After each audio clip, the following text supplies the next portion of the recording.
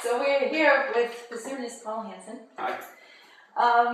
Paul, you're known for your improvisational forays on the bassoon. Mm-hmm. Traditional is a classical instrument, and you have brought it into new contexts such as jazz, funk, bluegrass, rock, new age, world music.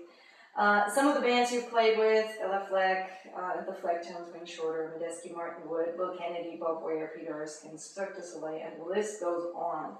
You also played on Outbound, the Grammy Award-winning album with Ella Fleck and The Flagtones. You're also known as a saxophonist. You've recorded with Eddie Money, Russ Gag, Steve Smith, Temptation, Set in the Tower of Power, Charlie Hunter, and also that list goes on. Can you tell us a little bit about how improvising came about for you? Sure. Well, I was a bassoonist in high school in the orchestra, and I played saxophone and jazz band.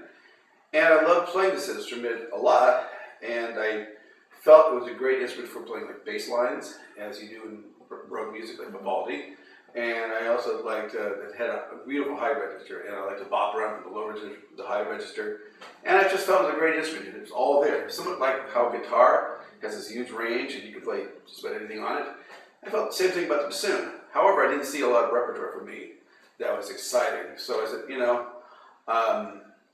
why don't I just try to make my own music and make my own lines? And it just started simple. I had a jazz background in high school too, so it just came to me. And after high school, I started even more. Jimi Hendrix kind of blew my mind, and I finally understood it. And I put a microphone down my bassoon, and I got a little stomp box, and I went nuts. And it was kind of wild at first, but what really led me to do it was just the excitement of creating something different, doing something unique and my own music. I thought every instrument could improvise. I found out later that's not traditionally the case with bassoon. What would you tell a classical player who has never improvised about the benefits of improvising? Well, the benefits, I would say, are that it connects your ears to your brain to your fingers in such a concrete way, so much quicker that way. By hearing a note, try to recognize it and try to play it. You're getting ear training, you're getting your technique down, you really know the instrument, you really know different keys and the different chords that are there. Much more than just looking at a note and starting and playing it. Now, this is not to say that classical players don't create beautiful music out of one line. In fact, there's many ways to play one line. But in addition to that, there's many ways to play all kinds of lines if you know what's out there. And if you're able to hear things in the oral tradition, which is the way most music over time has been taught, you just get more of a connection with your brain, your fingers, and your ears. I think that's a huge benefit, and it's great for classical students as well as jazz students. Yeah. How do you help your students get started, even if they have never improvised in their lives? Well, how I do this is by starting slow. You can't build Rome in a day. There's no point in that. Usually we start with just 3 notes. And using 3 notes, you can do a lot of things. You think about rhythm, you think about space, you don't have to play all the time. Try to make a beautiful melody out of 3 notes. I have not found one musician yet who can't make something really unique and beautiful sounding out of 3 notes after they try. A good example is when we do these workshops for beginning improvising bassoon players at the International Bell Reed Society conventions that we've done. I'll play a phrase, and they try for a while to play that same phrase, and they play this phrase, and they finally get it, and they understand it. This is like the first time they've ever tried that. It's like, wow, I'm ear training a bassoon, fantastic. And then before you know it, they've created something I didn't tell them to create. They started improvising on it. They've actually done something different to it. And they go, oh my gosh, I'm improvising. Yeah. And they don't even call it that. They call it, oh, I did wrong. I did another note. I said, no, that's fine. You're actually creating something. That's the whole point. Because no one can stay still. It's just nature. You have to kind of bubble forward. So that's what I would say. And I saw how much fun that was for the students. Oh, yeah. It was fantastic. Tell us about your teaching background. My teaching background, well, I started teaching in high school. I had about 6 elementary school clarinet players I used to teach, and I taught there. I taught a little bit in the 80s, but I really started teaching in the 90s at the jazz school in Berkeley.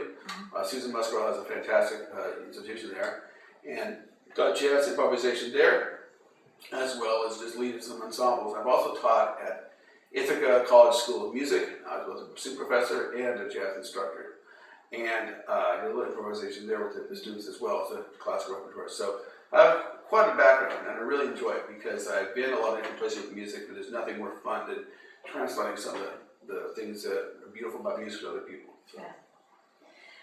You have written a book. Oh, yes. Technique Studies for Jazz Bassoon Improvisation. Mm-hmm. It's in use in many colleges across the country. And what can budding improvising bassoonists find in the book? Can they work on it, Yes. do it on their own? Or?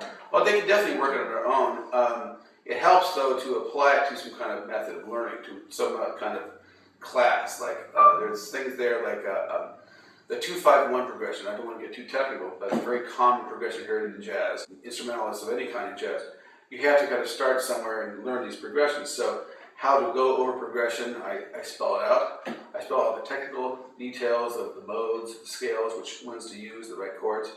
And also, besides that, there's a lot of patterns that are unique to this book that are not found in many other books. And these came out of my warm-ups that I did when I was with the, throughout the 90s. I started playing with Bell Fleck and Flecktones, and Bela Fleck and Jeff Coffin, the saxophone player, and Victor would ask me, what are you doing? What are you doing? And if they were asking me what I was doing, I said, maybe I should write these down.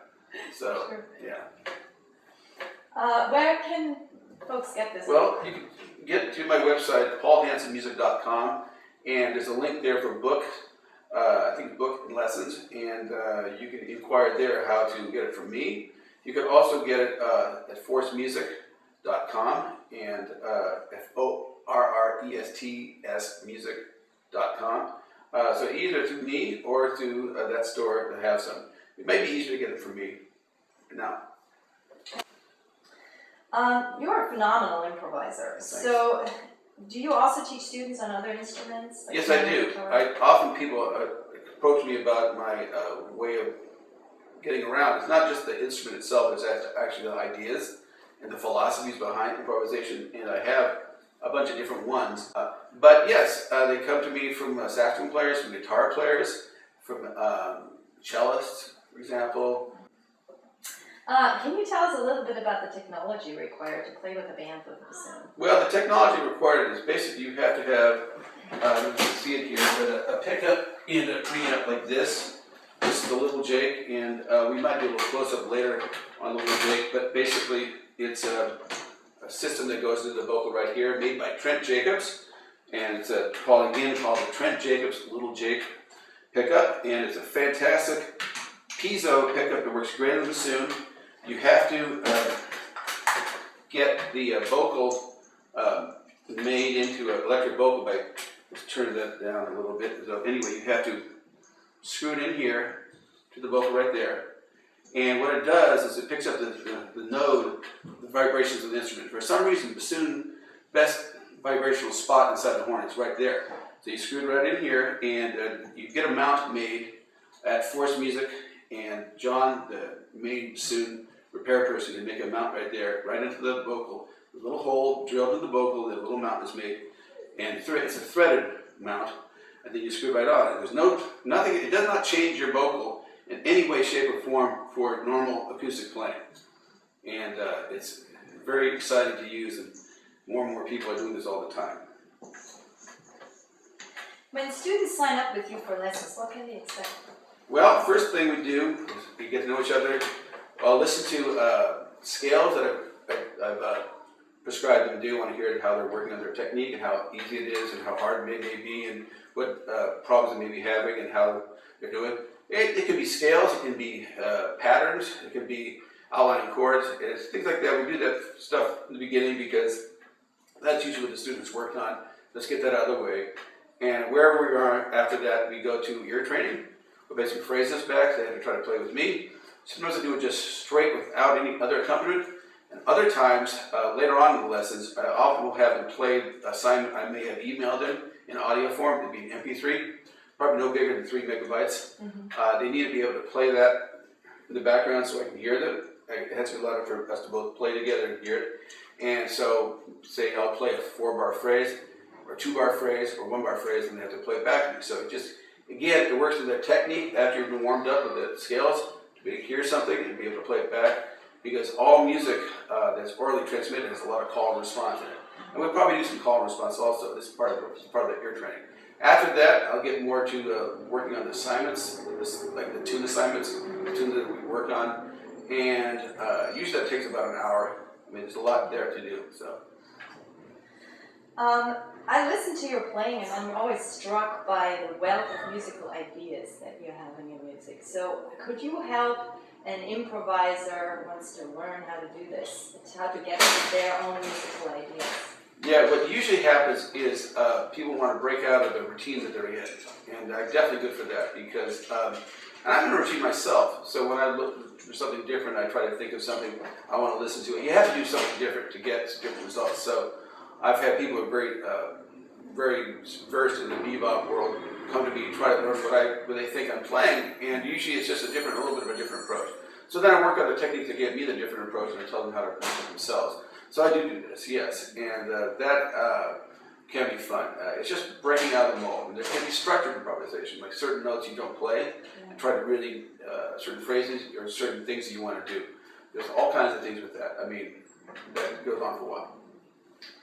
Many bassoonists find themselves studying the instrument for many years, and aside from playing in orchestras, what kind of ideas can you give someone who's quite adept on the instrument to open up their scope of musical activities?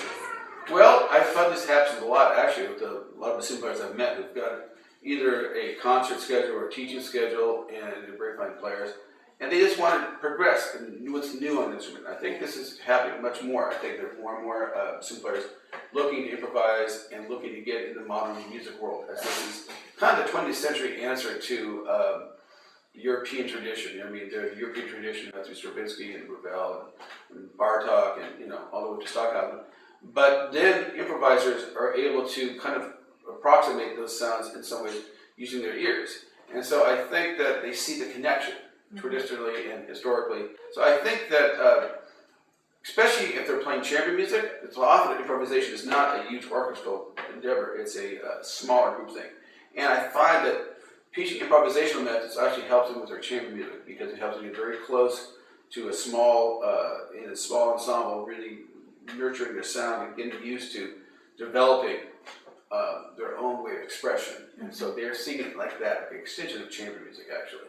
So I think that's what I can do, help them with that. Again, they can be very good bassoon players, but you would be surprised how many fantastic players come to me feeling like they can't do this at all. They feel so bad about the fact that they just don't know anything about this, but there's nothing to feel bad about at all. I mean, they got great chops, and they just have to kind of just take this, like having a fire hose on this, just moving it like that. That's pretty much all it is. So. Paul, you're teaching extensively in the Bay Area, but now you're also offering lessons on Skype and FaceTime. Yes, How does that work? Well, how it works is that you have to have Skype on your computer, you have to have a good internet connection, and you have to have the contract that you can download from my website. You sign it, you send it back, and we get started. Fantastic. Yeah. Thank you very much. Thank you.